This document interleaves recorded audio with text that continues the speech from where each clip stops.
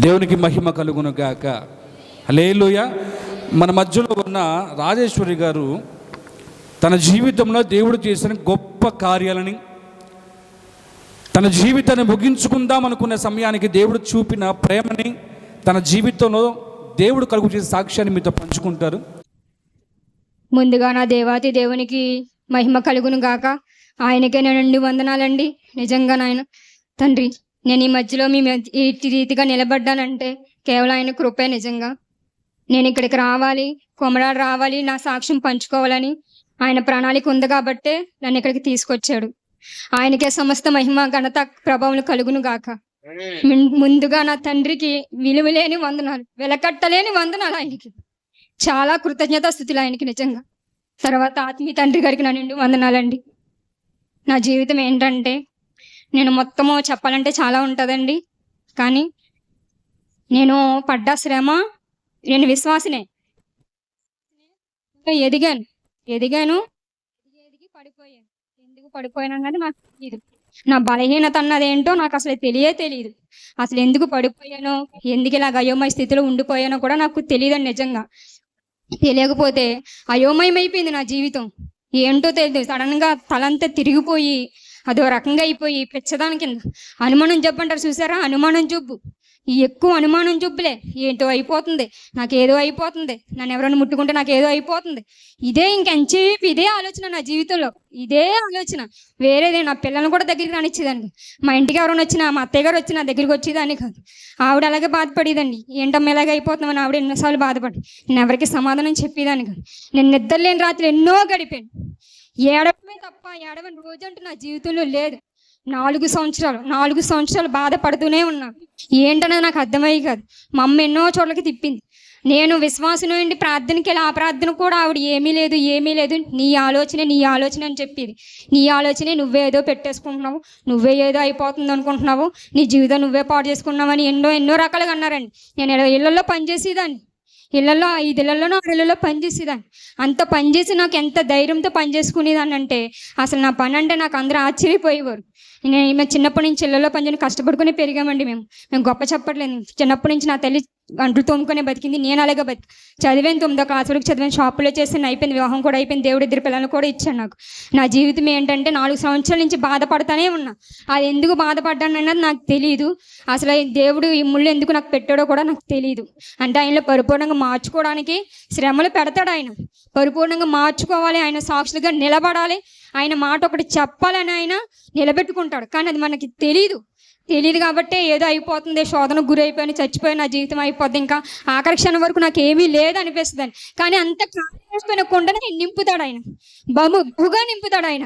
ఏమీ లేదు మన జీవితంలో, ఏమి సున్నా అయిపోయింది, అంతా అయిపోయింది, ఇంకా నేను చచ్చిపోతాను, ఇంకా నా జీవితమే లేదు, నా బిడ్డలు కూడా అన్నది అయిపోయింది. ఎన్నోసార్లు వాళ్ళు ఇద్దరు నెట్టుకుని ఏడ్చిన రోజులే కానీ అడవని రోజులే. నా బతికేంటో నాకు తెలియదండి. అసలు ఏదో ఇన్నిసార్లు బాధపడ్డానంటే అన్నిసార్లు వేదన, దుఃఖం నా జీవితంలో.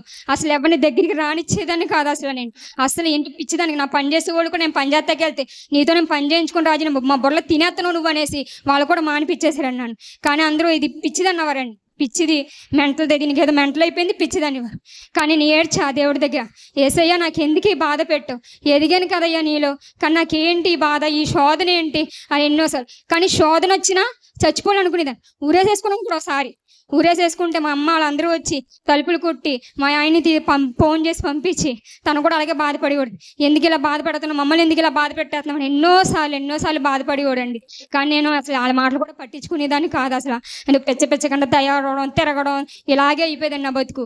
అలాగే అయిపోతే కరెక్ట్గా నేను ఈ కొమరాడు వచ్చి కరెక్ట్గా రేపు మే నెలకి సంవత్సరం అవుతుందండి. నేను కరెక్ట్గా సంవత్సరం అవుతుంది నేను ఇక్కడికి వచ్చి.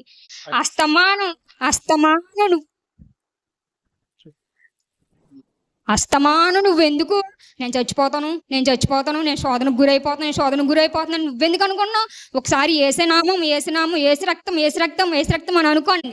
నేను అస్తమానం నేను చచ్చిపోతాను, నా వల్ల అవ్వట్లేదు ఇదే పలుకుతున్నావేంటి అత్తమాను అది పలక్కో. నువ్వు నా ఏసై ఉన్నాడు, నా ఏసు స్వస్థపరుస్తాడు, నేను బాగుపడతానని అనుకో. ఒకసారి మనసులో అనుకో. ఈ మాట నేను అనుకోకముందే అయ్యగారు చెప్పారండి, నువ్వు అస్తమానం అలా చెప్పకో, నువ్వు అలాగ అనుకో, నువ్వే అనుకో ఏసయ్యా నన్ను కాపాడు, నువ్వు ఉన్నావు, నా కోసం రక్తం ఇచ్చావు, ఇచ్చావు, ప్రాణం ఇచ్చావు, రక్తం కాచావు, నువ్వు నన్ను బతికించుకుంటావు, ఇంత శోధన వచ్చినా నువ్వు లేపుతున్న బతికించుకుంటావు, నువ్వు అనుకో తల్లి అని అన్నారండి. కానీ నాకు ఆ టైంలో ఆ మాట గుర్తొచ్చింది. ఆ మాట ఇంకా నేను అది పక్కన పెట్టేసి ఏసు రక్తమే జేమి, ఏసే నువ్వు నాకు అప్పటి నుంచి నేను బాగా బలపడ్డానండి. అసలు నేను ఎంతగా బలపడ్డానంటే అసలు నాకు పని కూడా లేదు, ఏసే నాకు పని కూడా లేదు అంటే నేను ఇళ్ళలో కష్టపడుకోలేను, అంటే బలహీనరాలని ఆయనకి తెలుసు. కానీ ఒక షాప్లో, స్వీట్ షాప్లో నాకు పని ఇప్పించాడండి ఆయన. అలాగే పని చేసుకుంటున్నానండి. పని చేసుకుంటుంటే అక్కడ కూడా కొంచెం శోధన ఇదేది. అక్కడ నువ్వేమనుకో, నువ్వు ప్రార్థన చేసుకో, ప్రార్థనే నీకు ఆయుధం అన్నారండి ఆయన. అలాగే ప్రార్థన చేసుకున్నాను. అయ్యగారు ప్రార్థన అవి అలాగే వస్తాయంటే వదిలే, నువ్వు నడువు దేవుడు. నాకు మొన్న సాయంత్రం అయ్యగారు నేను రాలేనండి, శోధనకు గురయ్యా, నేను రాలేనండి అంటే, ఇది నీకు విజయం అమ్మా అని అంటే అలాగే అంటాడు. నీ మనసు నువ్వు వెళ్ళవు, నువ్వేం చెప్తావు అంటాడు. ఇంకా పట్టించుకోకు, ఇదిలే వచ్చి అన్నాడండి. నా సాక్ష్యం మీకు అనేక మంది మాదిరికరంగా ఉండాలని నేను ఇలా చెప్తున్నానండి. సాక్ష్యం దేవుడు నాతో చెప్పేస్తున్నాడండి. నేను ఒక ఆశ కలిగి ఉన్నా, నేను అమ్మ నేను మహిమపరచాలి, నేను అమ్మ నేను ఘనపరచాలి. ఇదే కాదు అనేక సాక్ష్యాలు నేను చెప్పాలి, నన్ను నిలబెట్టుకుంటామని ఒక ఆశ కలిగి ఉన్నాను. నా ఆశ గల ప్రాణాన్ని ఆయన తృప్తిపరిచాడు. సమస్త మహిమ ఘనత ప్రభావం ఆయన నామనికే చెల్లును గాక. హల్లెలూయా, హల్లెలూయా. నిలబడు, ఒక్క నిమిషం నిలబడు. రైట్, నిలబడు. దేవునికి మాత్రమే మహిమ కలుగును గాక. సహోదరి పేరు రాజేశ్వరి గారు. ఆ చెల్లి గారు చెప్పిన ప్రకారం కానీ ఇక్కడితో సంవత్సరం తల్లి. నీళ్ళు ఇన్ని మాటలు ఉన్నాయమ్మా అడు. కరెక్ట్గా సంవత్సరం క్రిందట మార్కు వాళ్ళ ఇంట్లో చిన్న ప్రార్థన చేయడానికి రమ్మంటే నన్ను హడావుడిగా వెళ్ళిపోతూ వెళ్ళాను. ప్రార్థన చేసిన తర్వాత నాతో సహోదరి అన్న మాట ఏమిటంటే, అయ్యగారు ఎవరికీ చెప్పలేదు, మీతో చెప్తున్నా నేను, నాకు బ్రతకాలని లేదు, నా జబ్బు ఏంటో డాక్టర్లకి తెలియటం లేదు, మా వాళ్ళకి అర్థం కావట్లేదు, ఇంకా విచిత్రం ఏంటంటే నాకే తెలియటం లేదు నా జబ్బు ఏంటో. కిరాణా కొట్టుకెళ్ళి సబ్బు తెస్తుంది అనుకో వాళ్ళ పాప, మనం డిష్ వాష్ సోపులు కానీ స్నానంగా వాడి సోపులు కానీ తెస్తారనుకో. ఈ అమ్మాయి డౌట్ ఏంటి తెలుసా, ఈ సబ్బుకి ఎక్కడి నుంచి ఏదో వైరస్ అంటుకుంది. అమ్మాయి సబ్బు తెచ్చి కానీ కిటికీలో సబ్బు పడేయటం, ఇంట్లో సామాన్లు ఎన్ని ఇసిరేసిందో బయటికి, బట్టలు సామాన్లు అన్నీ పడేయటమే. పొరపాటు రోడ్డు మీద వెళ్తుంటే ఎవరైనా తగిలారంటే ఇంటికి వచ్చేసి సబ్బు అరిగిపోయేలాగా స్నానం చేసేయటం. మరలా తెలియకుండా భయం, మరణ భయం ఆ బిడ్డను ఆవరించేసి తెలియదు. ఎన్నోసార్లు అయ్యారో నేను ఇంక బ్రతకలేని చచ్చిపోతానంటే, ఇప్పుడు నా దగ్గర గొప్ప గొప్ప ఆత్మవరాలు ఏం లేవు కదా, మనకు తెలిసిందంతా ఏంటి, ప్రభు పాదాలు పట్టుకోవటమే తెలుసు. కాబట్టమ్మా కుడి పాదం మీద నువ్వు పడు, ఎడం పాదం మీద నేను పడతా ప్రభు పాదాల మీద, ఇద్దరం కలిసి మొరపెడదాం, దేవుడు ఎందుకు కార్యం చేయడో చూద్దాం. హల్లెలూయా. అనేకమైన సార్లు ఏడుస్తా ఫోన్ చేసి, అయ్యా నేను చచ్చిపోతాను, నా సామాన్లు ఇంట్లో ఏమీ లేవు. ఇంకా భర్త కూడా ఎంతకాలం భరిస్తాడు చెప్పండి, పాపం బయట కష్టపడి ఇంటికి వచ్చి కష్టపడి. ఇక సమయాల్లో వచ్చే మాటలు తెలిసినాయిగా మీకు, ఆడవారిగా మీకు. ఇక కుటుంబం వద్దు, ఏమొద్దు, ఆ కుటుంబం నెమ్మదిగా ఉండాలి, నేను చచ్చిపోవాలని చెప్పని స్థాయికి వెళ్ళిపోయిన తను. కానీ మహాకృప ఏంటంటే, తను నిశ్చయంగా నేను చెప్తున్నాను అమ్మా, నీ విశ్వాసం వల్లనే దేవుని రక్షించుకున్నాడు. ఏ మనిషి యొక్క ప్రోద్బలము లేదు, ఏ మనిషి యొక్క బలము లేదు, కేవలము దేవుని యొక్క కృప మాత్రమే బిడ్డను బలపరిచింది. ఒక సహోదరుడిగా, ఆత్మీయ సహోదరుడిగా, సేవకుడిగా, కాపరిగా నా బాధ్యత ఏమిటంటే పదే బిడ్డ కొరకు ప్రార్థన చేయటం. అది మాత్రమే చేశాము. దేవుడు అత్యధికమైన బలము చేత బిడ్డను దీవించాడు. హల్లెలూయా. చచ్చిపోతాను అన్న వ్యక్తి, అయ్యా నాలాగా చచ్చిపోతానన్న వాళ్ళని నేను నా సాక్ష్యంతో బలపరిచి జీవితం మీద ఆశ కలగటానికి నాకు దేవుణ్ణి బలమనివ్వమని అడుగుతున్నానని చెప్పని అనేకమైన సార్లు నేను సాక్ష్యం పంచుకుంటాను.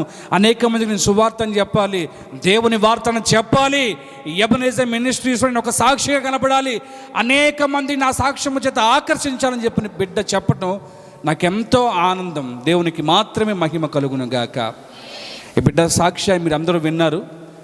ఈ సాక్ష్యం మీరు జ్ఞాపకం ఉంచుకొని దేవుడు మనల్ని విడిచిపెట్టాడు అన్న సంగతి గుర్తెరగండి. మీ అందరికీ నా హృదయపూర్వకమైన వందనాలు. ప్రత్యేకంగా సహోదరికి రాజేశ్వరి గారికి నా హృదయపూర్వకమైన వందనాలు. దయచేసి కూర్చోండి.